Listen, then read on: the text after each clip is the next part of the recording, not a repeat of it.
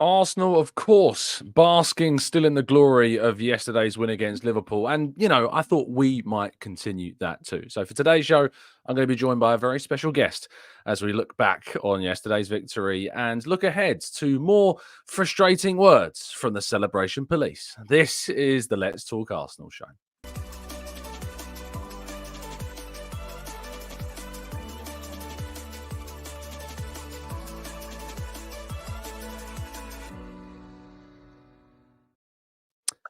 Hello and welcome to the Gooner Talk. Back with you guys for another episode of what is the Let's Talk Arsenal show. What are you doing, James? Taking a picture. I'm celebrating still. Oh, I see. Of course, yes. Getting your camera out. Of course, I should have got the reference straight away. Yeah, completely threw me. Like, I went way over my head. But I'm sure some of the listeners or the watchers, those that are listening, won't have a clue what you were doing. Yes, I am joined by Sky's James Green. How you doing, mate? You good, Joel? I'm good. Yeah, today's quite a good day, isn't it, after yesterday? A tad. I woke up feeling a lot better than I thought I was going to. Genuinely, I'm always optimistic, but I didn't hold out as much hope as Arsenal delivered. I mean, how did you feel going into it? It's Liverpool, isn't it? I'd sent. I've got a WhatsApp group of a couple of mates who are Arsenal fans, and I sent them a picture before the game with a giant pillow, kind of covering my face. We haven't got the best record against Liverpool. Let's be real. I think I read something. I think between 2015, 2022, 19 games, we won one. You go as Arsenal fans go into a game against Liverpool and you just sit there and fear the worst. And obviously, even when we played well in the FA Cup, third round at the start of Jan, we lost the game. And it's just one of them teams that seems to always have something over us. But I was proved wrong and we were able to celebrate. It was great. Absolutely. It was. I was surprised about how poor they were, actually. The FA Cup game, of course, I thought we limited them in that game as well. And, if we'd have taken our chances, it would have been a very different result. Second half, Liverpool certainly responded and were better in the FA Cup game. But for much of yesterday's game, it felt as though if there was going to be one team that were going to win it, it was going to be us. Defensively, they were calamitous at times. I know that we had our own moment of chaos, which led to their only goal of the game. But to limit them to no big chances in the entire fixture, a Liverpool team that I think recorded something like 7+ XG against Newcastle, was it, in a recent game? That's quite impressive, is it not? Yeah, it is. And all you have to do is look at their lineup, look at their squad, and see the attacking talent that they have. For likes of, Salah's not there at the moment, but Salah, Núñez, Jota, Diaz, Gakpo. I mean, it's frightening, really. We haven't got a forward line like that, and the depth in those positions. For Arsenal to be able to nullify that Liverpool strike force, their creativity, as you mentioned, the Newcastle United game. I mean, generally, the only way it looked like Liverpool were going to score yesterday was a mistake. And obviously that's what happened. Unfortunately, we're getting a bit used to that as Arsenal fans, individual errors leading to goals. But I'm sure we'll get on to that. But no, I thought we were terrific. I thought without the ball, we were brilliant. And, Liverpool had more possession. I think it's 58%.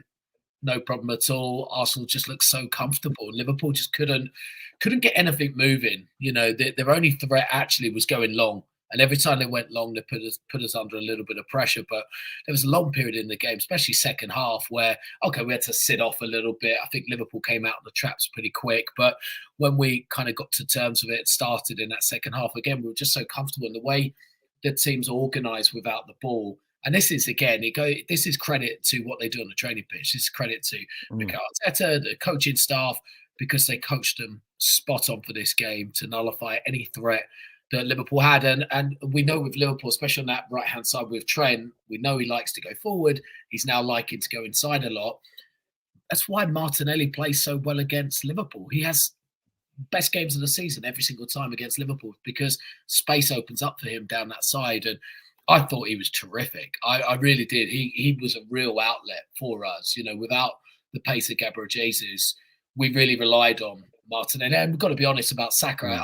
I thought Saka was a bit disappointing, actually. Couldn't really get in the game. Yes, he got his goal, great, but couldn't really get in the game. But Martinelli on that left-hand side provided something that I don't think we've seen really too much this whole season so far. I thought he was Mm. terrific. And yeah, look, great performance. But to nullify a team like Liverpool, lost just once in the Premier League all season with that strike force, that's tremendous. Tremendous performance by the lads. Mm. And we went into it, of course, with a bit of a blow because in midweek, Gabriel Jesus starred in that 2-1 win over Nottingham Forest, goal and assist in that game.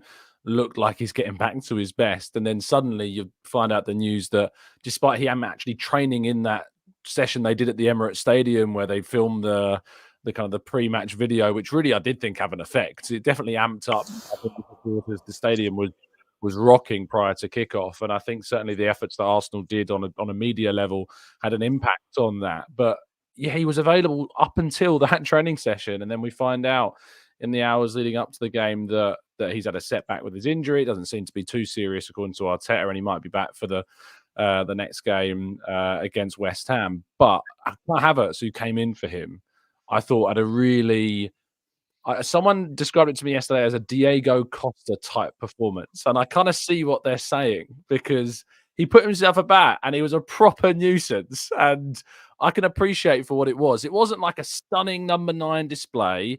You know, obviously he had the chance where he missed, but thankfully Bukayo Saka was there to mop up. But he won headers, he won duels, he won tackles, he linked up play really well. There's actually a part of the goal that we scored, the Saka goal. He gets involved really early in the build-up, drops in deep to link up play, and obviously is as a nightmare for Ibrahim Konate, who got sent off 2 challenges on him throughout the game. How did you feel when you saw the lineup initially, and then, of course, as the game progressed, how you thought about his performance? Yeah, I think like all Arsenal fans, be disappointed every single time Gabriel Jesus does something well or has a really good game.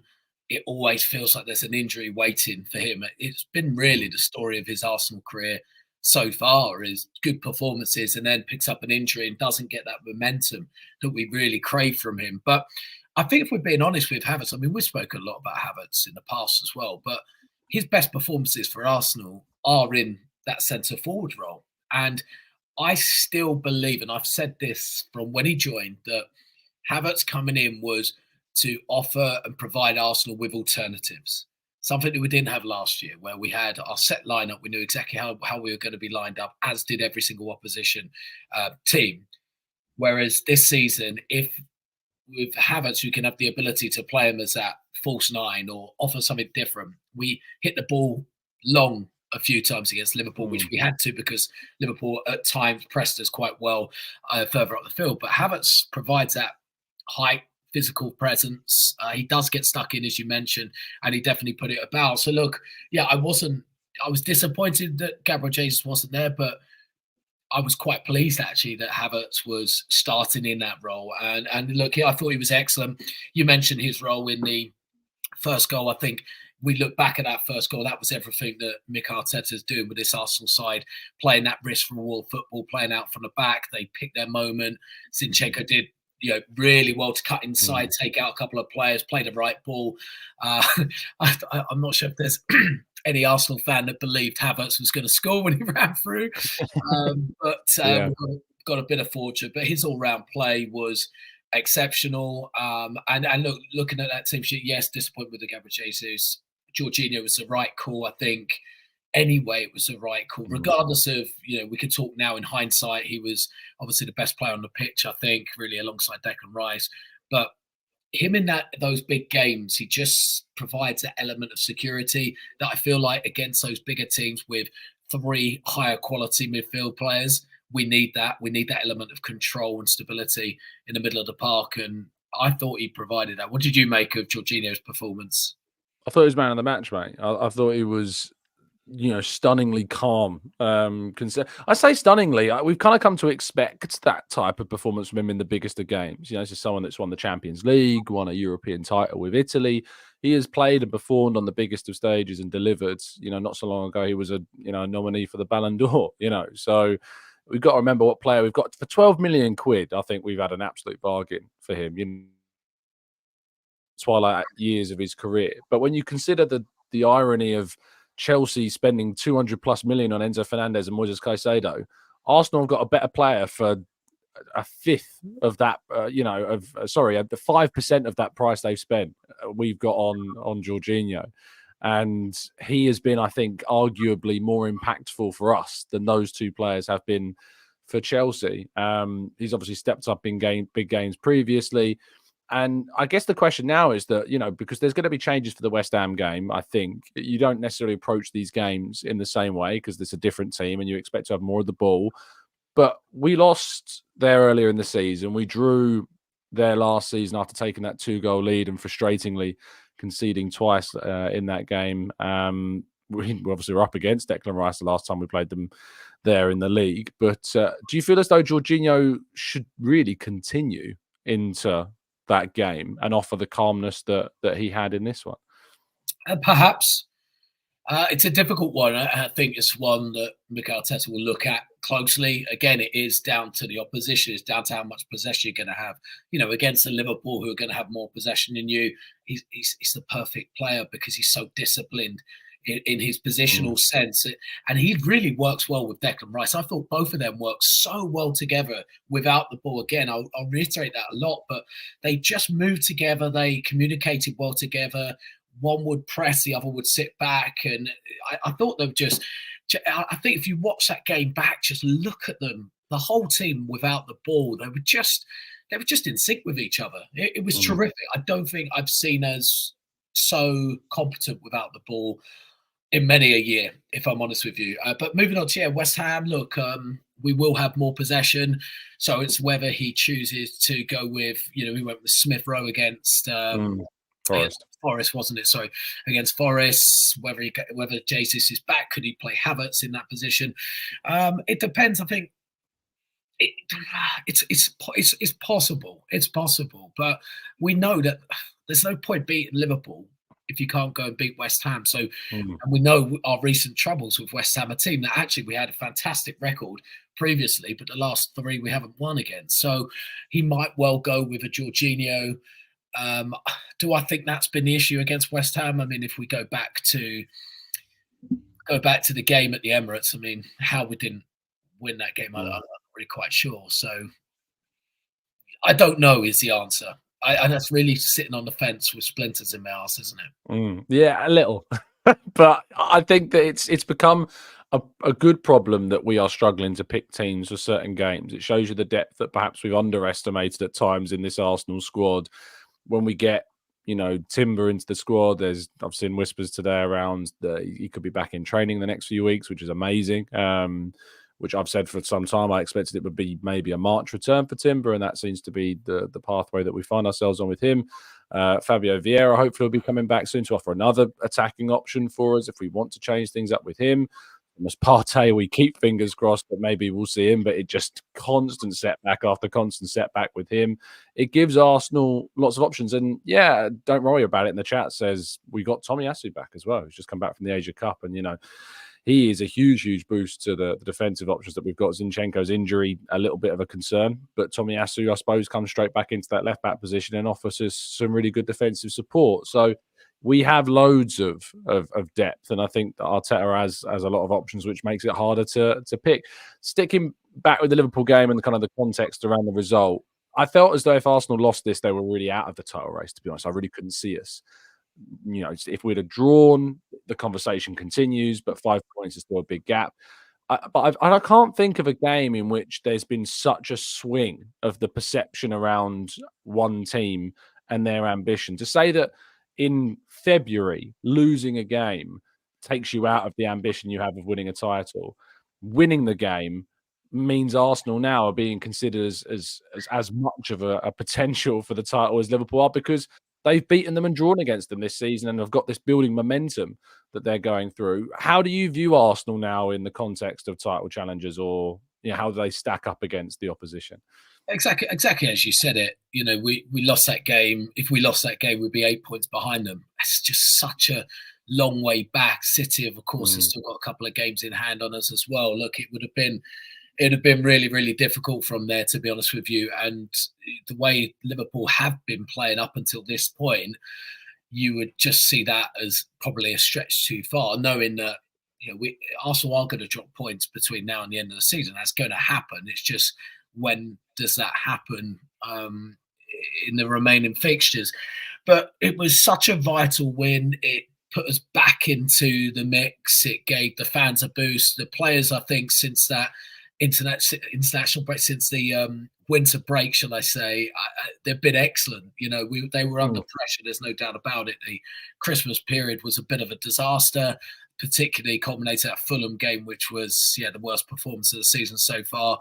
But the way they've come back, obviously the stuff they've worked on in that training camp in Dubai, and the performances they've put in, they're getting there. Do you know what I mean? They're battling. It's certainly not perfect, and there's certain aspects and areas that they can still improve upon. But we've got to take the positives in. Okay, we've got a bit of momentum now, but we've got to go into Sunday. Sunday becomes so crucial because, again, when you go into these places that notoriously have been difficult, whether it's been like a Crystal Palace who we've had some struggles with, whether it's a Brentford, even go to Forest as we did, it's a place where we hadn't won in 3 games. So, West Ham's going to be a difficult challenge, but, you win that and then you can feel a real sense of momentum coming forward. We've got maybe some slightly favourable fixtures, I would say, coming up.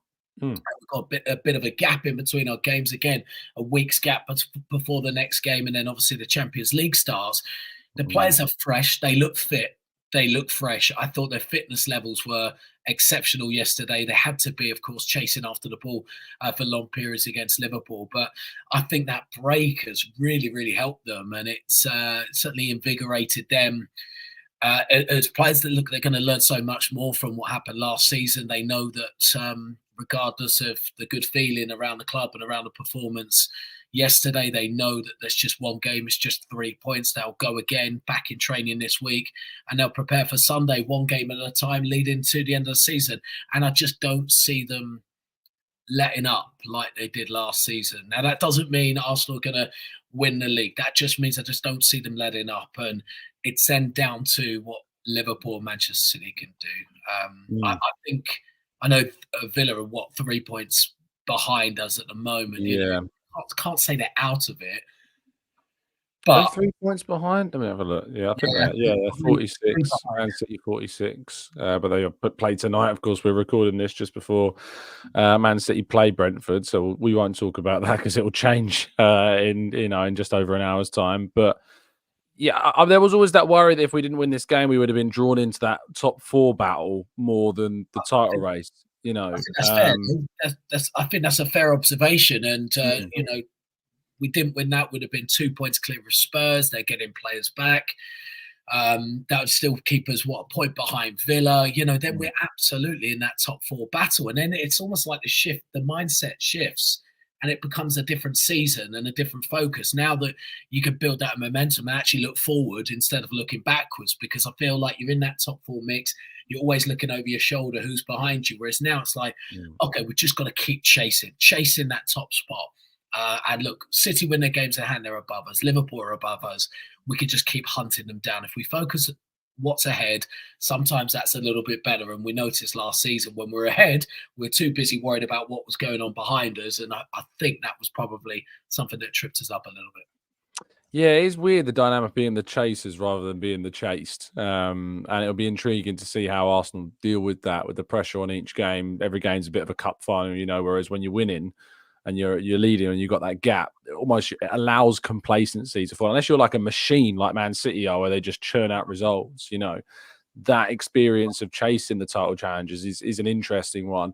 Just looking at our next 5 fixtures in the Premier League, because I know we've got Champions League football returning as well. We've got West Ham away, Burnley away, then Newcastle at home, Sheffield United away, and then Brentford at home. So you look at those. Newcastle is tough, obviously, but you're playing them at home. You would have the expectation that you're looking to win that. Interestingly, Bruno Guimaraes is on 9 yellow cards. If he gets 1 booking in the next 2 games, he has 2 match ban.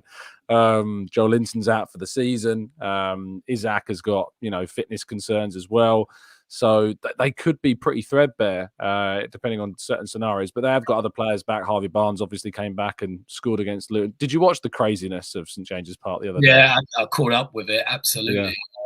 Yeah. Look, I've got a soft spot for Luton, done a lot of work with Luton this season. Rob Edwards is Your lookalike, Rob Edwards, you mean?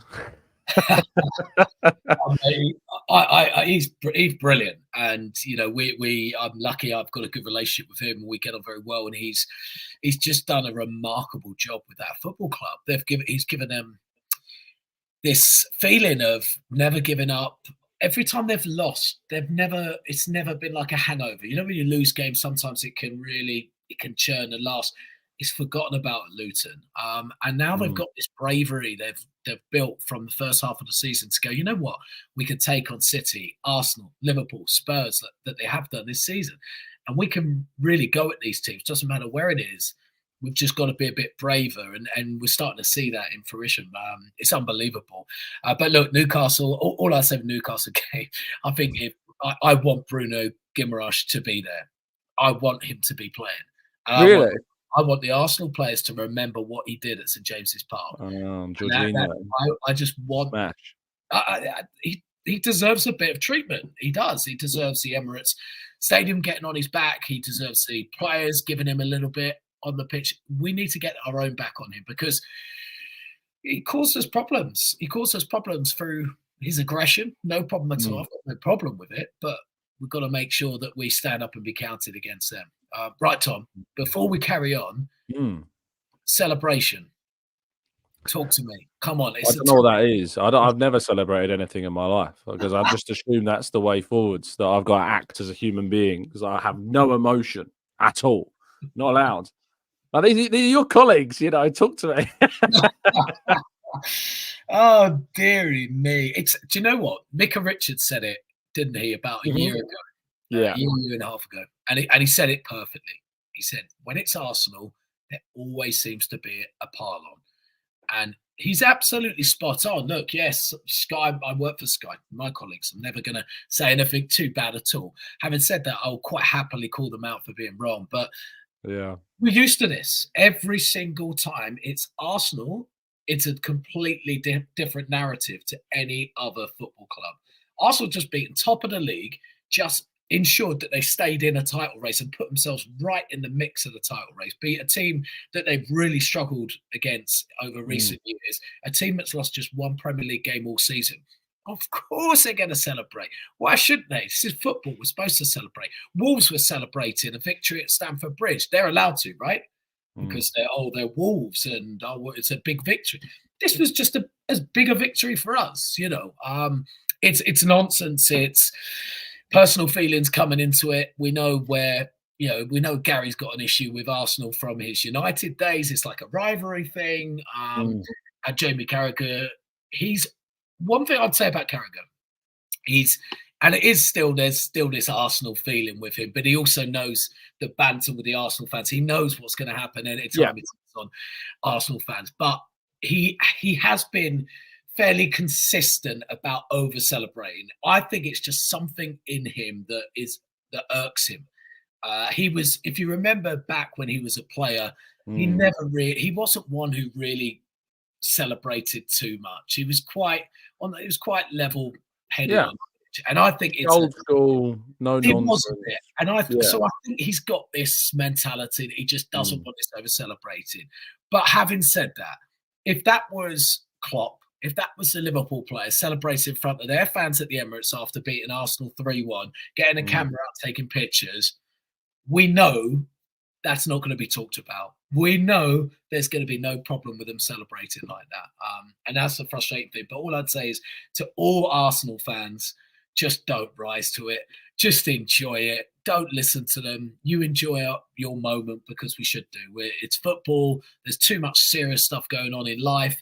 If we can't escape in 90 minutes or 100 minutes of football, celebrate when your team scores a goal, celebrate when you get 3 points. What the hell are we watching and being a part of football for? Oh, exactly. I spoke quite passionately this morning about it. Like, football is an escape for people. Like, you know, everyone works very hard all week. You know, there's a lot of things going on in the world. People have got health issues, social issues, financial issues. And whether it's watching it on the telly or going to the game, you know, sport is something to enjoy. And these people just want to diminish that joy. I loved Ian Wright's speech that he put out after the game. Thought that was excellent. I think that there's a danger that the world we live in right now is so much about short form content and quick engagement and creating these clippable, like kind of, minute long clips that are going to get the most traction. And it seems the celebration police is something that riles Arsenal fans up more than any other. So knowing that engagement is there, means that people are more inclined to bring it up. Rancid Pumpkin says James was brilliant on the Arsecast. I don't know if you've heard James McNicholas's version on the Arsecast. I won't repeat the words he used. Yeah, I heard the clip, and I quite like the person in question. I've always had quite a good relationship with him, but Yeah. but James is He's entitled to his opinion. I think it's probably, everyone's entitled to their opinion, I everyone's guess. entitled to an opinion. But look, that person in mind, he's someone who likes to wind people up. Yeah. And again, if you rise to it, you're just kind of just giving them what you want. And look, it's not my way of doing it. I don't need to wind up Tottenham fans or anything like that. And ultimately, honestly, I was like watching it and I was seeing the noise around it, and it was so ridiculous. But I actually, genuinely, if that was Spurs celebrated, I'd be just as annoyed with anybody else having a go at them for celebrating. Celebrate. We should never stop anyone celebrating. I really, it doesn't matter who they are. Let them celebrate. Have your moment. Why not? You work hard, you train hard all week to play those 90 minutes of tough football that it is now in the Premier League, uber competitive football, and it doesn't matter what team it is. We shouldn't be stopping them. And someone like Chris Sutter, we know he's just on the wind up. That's what yeah. Gary I think they all are, though. There's part of me that thinks they don't really believe of course what they're saying. They don't really think that we should be tempering expectations or just kind of quietening celebrations down. I think there is always the undertone of, if this was Manchester United that Gary Neville was talking about, or as you said, if it was Liverpool that Carragher was talking about, that it'd be different. And what Micah Richards summed it up really, really well. Ian Wright summed it up really, really well as well.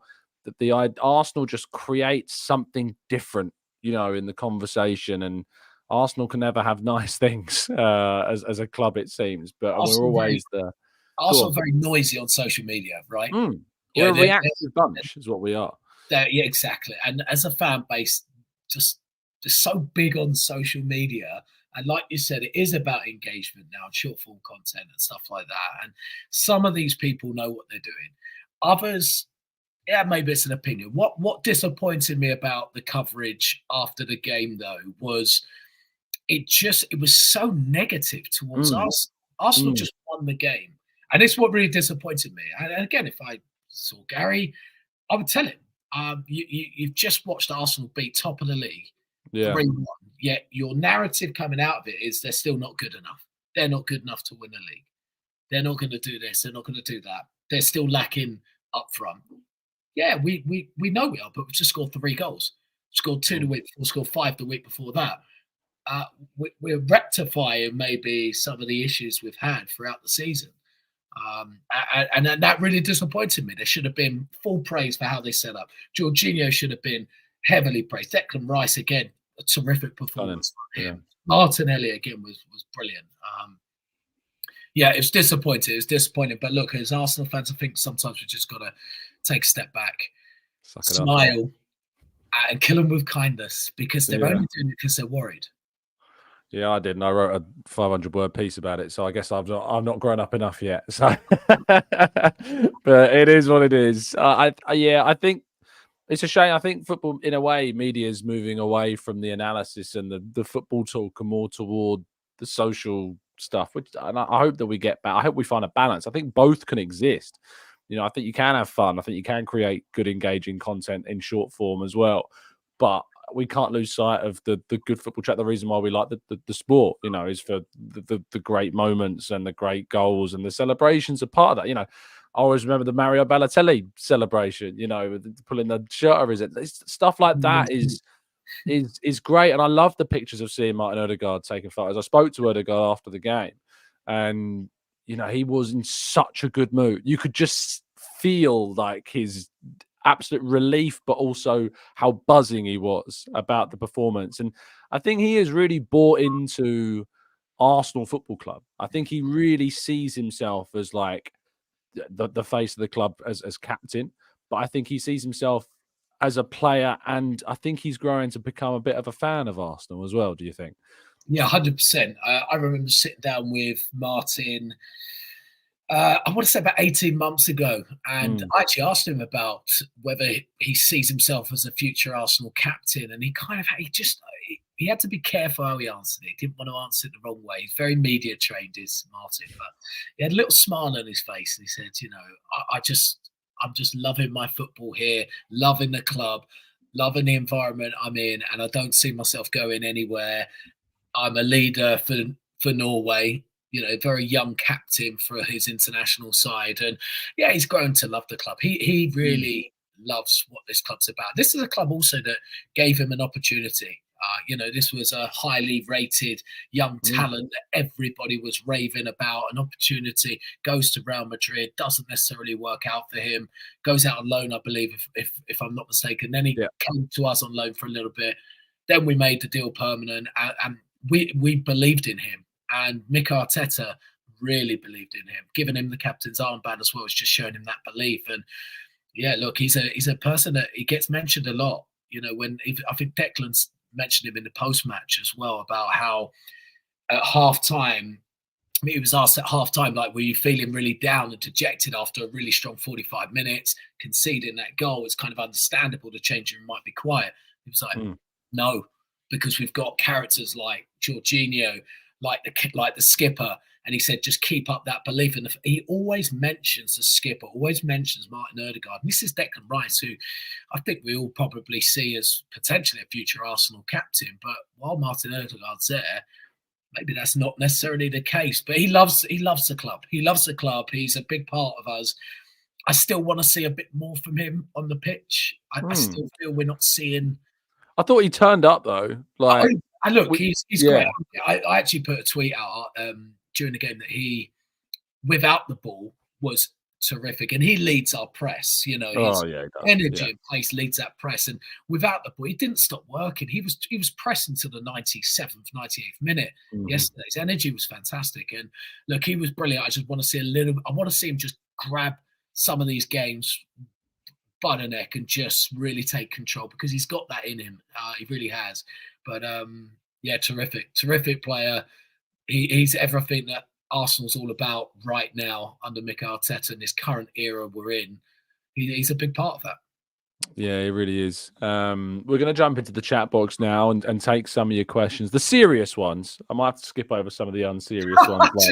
I just saw one of them. James' nightly skincare routine, for instance, being one of them. I mean, you can share it if you like, I suppose. But Tom, it's very important when you're on air most days and on TV. You've got to look after your skin. Drink lots of water. Drink lots of water. Stay fully hydrated, and get some good moisturizer and use it every day. There you go. There you go. Top tips. Love it. Arsenal Adventure says, how many chances does Odegaard need to create for us to score? I do feel like he's a man robbed of assists. Like, he just is robbed of like Havertz, for instance, should have given him an assist for the one he set him through for. Like, we talk about he doesn't produce enough assist numbers, but maybe he's let down by those around him sometimes.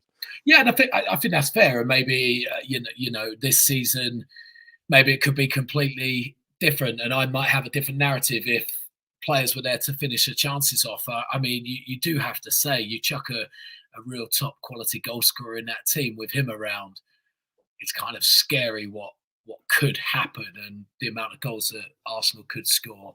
I think that's a fair question. Yeah, a fair point as well. That Havertz should have scored, and Kivior should have done so much better. Was that Odegaard's cross for Kivior? Odegaard's cross, beautiful cross. Well. So fair point. I agree with that. Indeed. Ranpur says, do you think playing at a higher tempo allows Martinelli to excel more? Yeah, good question. Absolutely, it does. Yeah, I think the slow pace of the build-up doesn't really fit Martinelli. And you've got to think, when teams are in that low block, 11 players behind the ball, defending a bit deep, and there's lack of space in behind, again, it doesn't suit a player like Gabriel Martinelli. It suits a Bukayo Saka, because he He's able to manipulate the ball. He's able to create chances for himself. That he's got that smart, intelligent movement, the 1-2 with Martin Odegaard on that right hand side that they like to do, and they're able to kind of create those chances. But for Martinelli again, teams that come at us, he's always going to benefit because the space is going to be there in behind. And if we are able to break quickly, again, he's that key guy on that left-hand side. And his pace is just electric. I mean, again, he should have had an assist because Saka really, I think we're being honest, he should have done better with that header in the first half too. And that was brilliant work from Martinelli. But I think that's, I think Rampal, Rampal, you're absolutely right. We do need that fast player. And that's why I think sometimes maybe Arteta's got to look at who he plays on that left-hand side and whether some games actually Trossard might be better suited to start, Martinelli better suited to come on. And again, vice versa, he got it spot on against Liverpool because Trossard's intelligence, he's able to hold the ball up and create chances for himself. He's such an intelligent player. I mean, we are lucky. When we talk about Arsenal's depth, we've got Leandro Trossard on the bench. He's able to do what he did yesterday against one of the best teams in the country. It just shows actually we're not in a worse position as some will think. Yeah, I agree. And Chris actually says, is it a strategy thing? Martinelli is the quick counter play while Saka slows the play down. I think Saka's better against the low blocks and Martinelli's better in transition. You know, you saw that with the ball in behind from Raya when he beat Kanate for pace. Martinelli is better when he's got space ahead of him. When he doesn't, he's less effective. And so that's why I think when we're up against low blocks, you tend to see Arteta bring on Trossard sooner because Trossard's better against low blocks than Martinelli is. Saka is obviously can beat a man. He can cross. He can go onto his right foot as easily as his left foot these days. So, yeah, I think that it's a good point, Chris, about the different type of opponent that either of those wingers do suit. But it also means that you can use both of them in the same game because it gives you different options from either side. So that's important. Going to Amira says, Saliba is usually talked about as this Rolls Royce, ball-playing centre-back. But can we give Big Gabby more love and applause? Game intelligence is improved, decision-making, distribution, maturity, everything's better. Amira, you've come to the right place. I am Gabriel's biggest fan.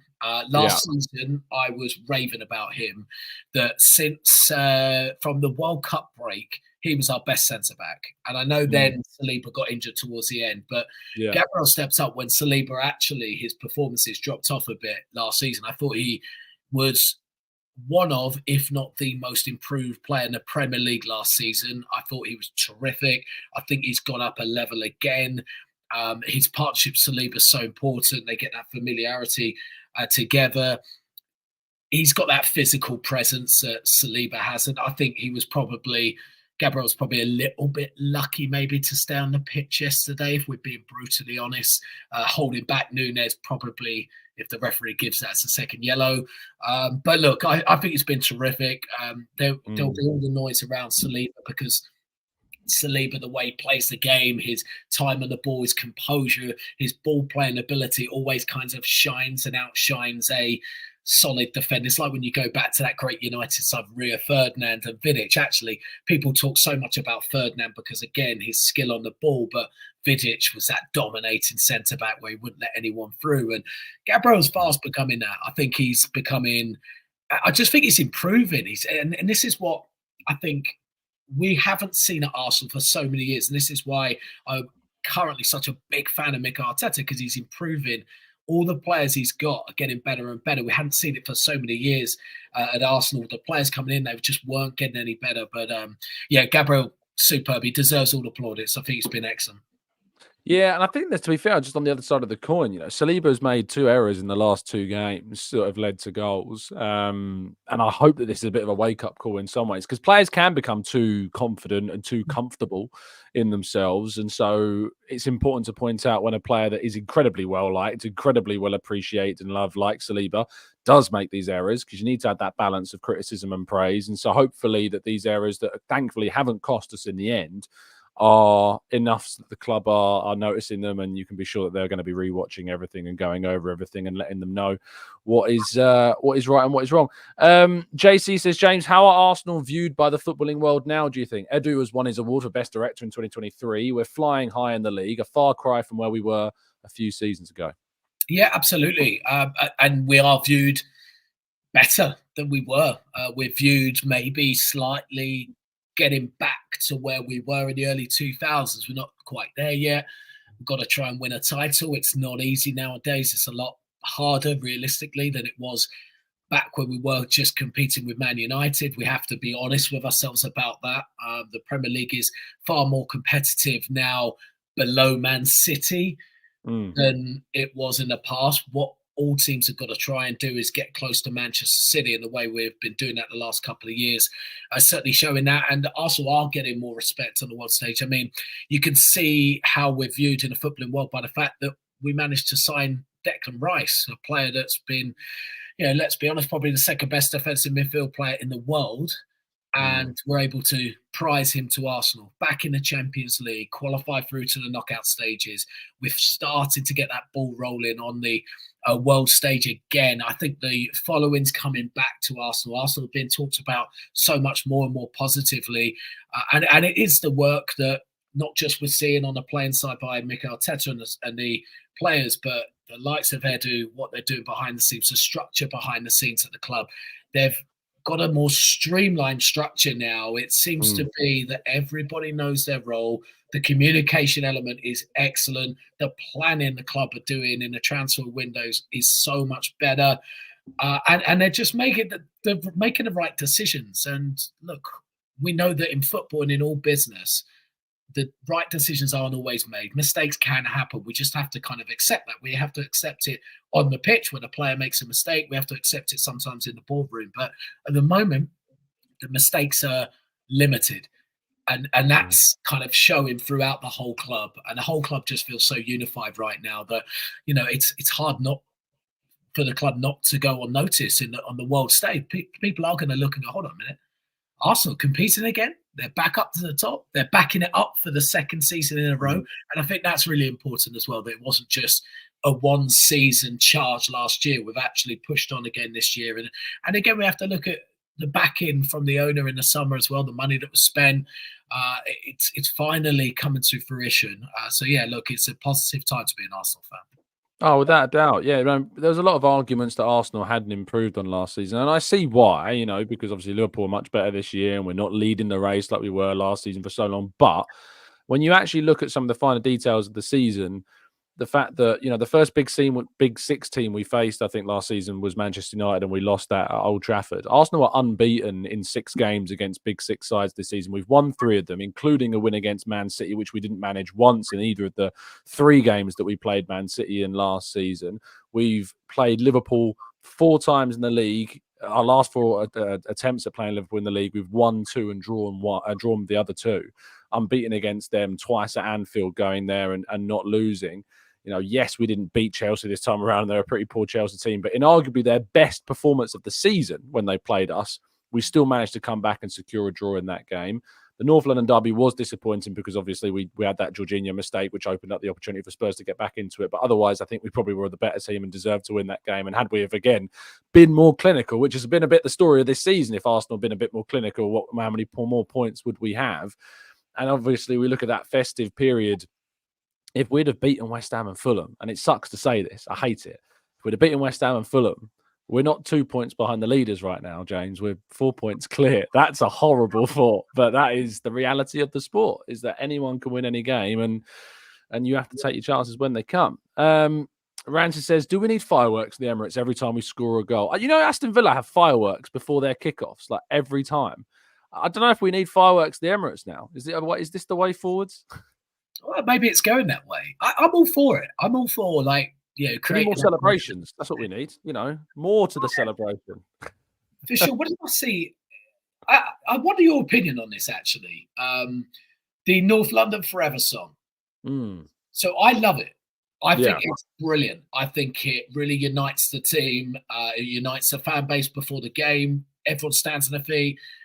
90% of fans sing it. It's loud. It's just a nice way of ramping up the atmosphere just before kickoff.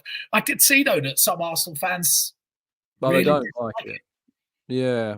Some feel it's forced, which I empathise with that, and I see where they're coming from.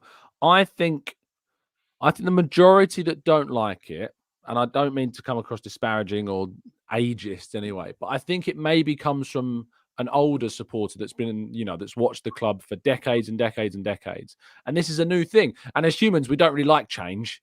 Change isn't something that we're too accustomed to. And when things are different, there's always a bit of resistance to it. But there has to be a first time for everything.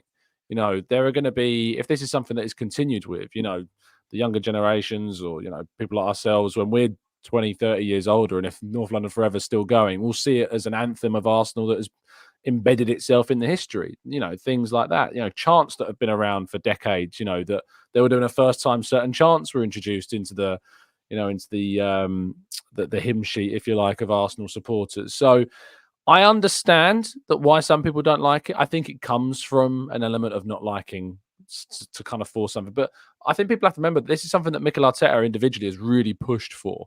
He was a real pushing, he really was pushing the idea of integrating this into the fan experience. He loved the fact that there was this artist that had kind of, got such traction with it. And immediately they wanted to use that to their advantage. What do you make of Arteta's kind of like left field? We had actually a question about one of the other left field things he does. Peter says, can we change Win the Dog's name to Celebrate instead, which I quite like. But like the things like Win the Dog and some of the quirkiness that Arteta has, some of the tactics, like remember the speakers playing the Anfields, You'll Never Walk Alone during training. He is a manager. He does try these things, I think, that are a little bit outside the box thinking. Yeah, look, if we've got a manager who's just doing the same old every single time and not thinking outside the box, I think we'll be having different conversations about the manager. I think the feeling towards the manager might be very different. We've got to embrace that. We've got to embrace change. We've got to embrace doing something different. We've got to embrace looking at where we can get that extra 1%. And that's something that the Arsenal manager is so keen on. He works so hard to try and find little nuggets of information, tactical, something a bit different tactically, whether it's in training, whether it's to implement in the game, anything to give his side an edge. And look, I'm all for it. I know the reaction after the documentary with the Liverpool You Never Walk Alone thing, but why not? Why not try it? We've got to do something different, because every time we'd gone up to Anfield up until that point, it'd been a real struggle and we hadn't coped in that atmosphere. And all of a sudden, ironically enough, since kind of doing that, results are starting to change. Now, I'm not putting it down to just blasting out the stereo of You'll Never Walk Alone at London Colney, but it's a good thing, and we need this, and we need a manager that's constantly looking to evolve, and this is the type of manager that Mikel Arteta is. Whether they'll change Win's name to Celebrate, I'm not quite sure, but they might well bring in another pet and call it Celebrate. I'm all for that. I love Win, by the way. Win is the friendliest. Oh, Win's great. Yeah. Yeah, we've both had the pleasure of meeting Win, and time at the training ground, run straight up to you. Yeah. Brilliant. Yeah, it's a shame I'm allergic to dogs, but it's a shame. The only thing you've got to do with Win is you can't like take it like, oh, he loves me. Oh, he so loves me. He's like, oh, she so loves me. But she's like it with everybody. She's a hussy. Win the dog is a hussy. Well, she's a dog. That's what dogs do. They literally love everyone. That is their job as animals. Stephen Foot's now been a member of the channel for 25 months. Thank you so much for the kind support. Rakesh is also a brand new member today and leaves this comment. The fact that we are still competing with so many of our main players struggling with injury, of course, that's Partey, Jesus, Fabio Vieira, Tomiyasu's not been here either. Yuri and Timber's been missing for the whole season. Shows the improvement that we have made in our squad depth. We are at times pessimistic and ignore that growth. Yeah, I think he's right completely. I think that we still haven't got a squad that's at the level of a Liverpool or a Manchester City in particular. I mean, whether we'll ever have a squad that will be up to the standards that Manchester City have set is it's Mm. probably wishful thinking. It's going to be very difficult to get there. But look, the way they did the business in the summer, like I said, was excellent. We talk about squad depth. We've had this conversation about the goalkeeper situation again, and yeah, it's disappointing for Aaron Ramsdale, but David Raya is a superb goalkeeper. We have two very, very good goalkeepers, and actually we should be pleased about that, because if anything did happen to Raya, we've got the perfect replacement to come into. And I think for Arteta, his aim and ambition when coming into the club was to ensure that every single position on that pitch, there was competition for places. This is something he spoke about. It's something he continues to strive to do. And if he can see an area where they could potentially improve, he'll look to bring in someone else to offer that competition. And we've seen how ruthless he is. He's not there to please everybody and to make sure that the fan favourites are playing. He's there to win football matches. And if he sees David Raya as potentially giving Arsenal an extra 3 or 4 points or 2 or 3 points in a whole season, then he's willing to make that change because he sees that as progress. And, we've got to be positive towards that. The difficulty is obviously when you've got a big squad, is keeping everybody happy. At the moment, I think he's doing a fairly good job. I think there's a few that probably will be a little bit unhappy. But if that's the case, then, maybe they're the players that look to move on in the summer. And, if I'm talking about two in particular, two that offer huge value to Arsenal when it comes to profit and sustainability, is Eddie Nketiah and Emil Smith-Rowe, because whatever we sell them for is going to be pure profit.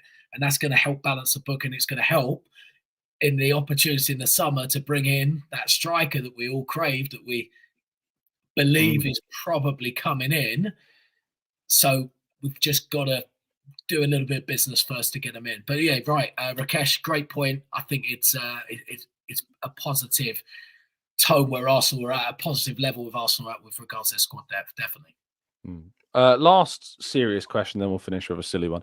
Matt Thornton says, thoughts on Kivior's performance? Thought he was much improved in a more normal fullback role to the inverted one he's been forced to play. 100%. Yeah, I thought he was excellent. Really, really good. Pressure was on, because I actually thought Zinchenko played pretty well first half, actually. Yeah. We know Zinchenko does offer that ball-playing role. He's got that ability, hasn't he? Left back coming inside. We saw it for the first goal as well. He was pivotal to that first goal. But Kivior did really well. I think the key with, Kivior's there as he's a centre-back, right? We know he's a centre-back. We haven't got any other full-backs at the moment. With Tomiyasu obviously coming back now, but Timber's injury was a real big blow, and Kivior offers that opportunity. Now, what we've got is Kivior, though, you've got to understand he's going to be limited in that left-back position. So when he is asked to maybe go into that hybrid role where he pushes into midfield, I think he struggles because he's not familiar to that. That's not his game. But against a team like Liverpool, where you actually all you're asking him is we need you to be a left back. We need you to defend, pass the ball. You have the opportunities to get forward, as we saw where he should have probably scored. But I thought it was a terrific performance, really sensible performance from him. Didn't try and do too much.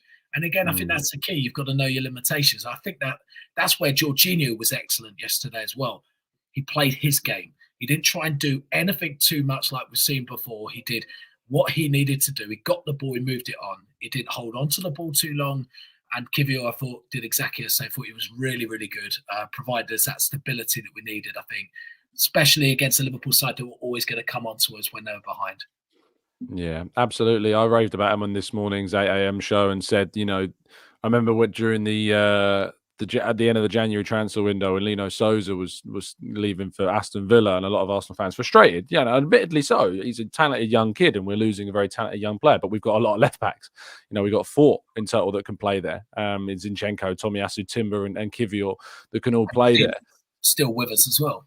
Exactly, 100% 5. And so realistically, he's not going to get in. And to those fans that in their frustration were saying, well, I'd rather have Souza than Kivior. Well, I hope that performance gave you a big reason just to say, well, actually, Arteta kind of knows what he's doing and why actually he can play that position. You can understand. Look, I understand fans, because fans we all want to see young players come through. It's like we crave that. We really want to see the next Bukayo Saka come through into the team. And I get it. I really do, because I do too. But you've got to look at the manager who sees these players, and the coaching staff as well, that see them week in, week out, see them in training, see what they can do. They know where their abilities lie, and you've just got to put trust in them that they're making the right decisions for us, and I probably would say they are. Yeah, absolutely. I'll just tag this one quickly. Bizarre says, do you think Tommy Asu is going to extend his contract? He is set to, mate. I spoke to somebody at the club this morning. He is set to sign that new deal. Ben White still in talks, not a breakthrough as of yet. Final question, bit of a silly one from Jay Collins. We've asked this to our guests before. What is your curry order, mate? Tell us all. Oh wow, interesting one. I tend to actually go for a tandoori mixed grill. Oh, Regularly if I'm going for a bit more meat, or it doesn't. Sorry, vegans. Yeah, sorry, vegans. Definitely not a vegan meal, or sometimes chicken booner. Nice, yeah. Yeah, Sides? Oh, absolutely. Yeah, garlic Yeah. naan all day long. Oh, Get some yeah. nice net and an onion bhaji. You just can't go wrong. And of course, poppadoms. Now we're talking about it. I just want to have a curry now. Yeah. I feel like we talked about food last time. Actually, I Yeah. swear we did get onto food last time. I was saying the reason why is we ended up doing like a preview show where this half the show got just completely taken over by curry talk, and I was talking about I'd only just recently discovered how good a biryani is, and so I like a lamb biryani. Yeah, there is a lamb biryani, the one that, yeah, it's excellent. Absolutely. Because it's you don't have to order the rice side. It's all there. Like, you know, and then you can have your naan, you get the little vegetable curry on the side as well. It's beautiful. Beautiful stuff. But thank you, James. You're getting plenty of love in the chat box as well. Appreciate your time. Tell people where they can find you and what you're going to be up to. Yeah, find me on socials, James Green in UK. What am I up to this week? I don't know. Might be a bit more of a quieter week, but yeah, look, at Sky Sports, you never know where you're going to be sent, and I could be here, there, and everywhere. I'm hosting a business awards dinner on Thursday night, taking my dad to watch England Wales for his 70th birthday on Saturday. Nice. So that will be a nice tame affair. My dad loves a beer, so it could be a long day ahead. I need to prepare myself all week by eating as much curry as I possibly can. There you go. But yeah, look, I'll be popping up on Sky Sports, I'm sure, throughout the week at times, and next week, and yeah, exciting times. Do you know what? It's a good time, isn't it? Champions League's back soon, and football's really raging. We got past that winter break, which I hated, even though it was great for Arsenal. I'm glad that now we're right back in the mix of it. And look, happy days, Arsenal fans. It's look, 2 points behind Liverpool. Gotta celebrate. Don't ever let anybody tell you not to celebrate. You celebrate as much as you like. Dude. I'm still messaging Liverpool fans of mine today all day. I love it. Why not embrace it? But just make sure, we've got to make sure Sunday's going to be crucial. Absolutely. Go in the next game. How was deadline day for you covering it? Who did you cover in the end? Where were you sent? I was down in Brighton. I'll let you. You've done Brighton before, haven't you? I think you've done. I was there in the summer, yeah, and it was just as bad as the summer. Deadline day is, look, we talk about it, and Sky's kind of sold Deadline Day as a brand, and it's been amazing. It brings so much traction. It gets the fans talking about it. But look, we also know that, especially in January, recent years, January's just got worse and worse and worse. And this was probably the worst January transfer window we've ever seen.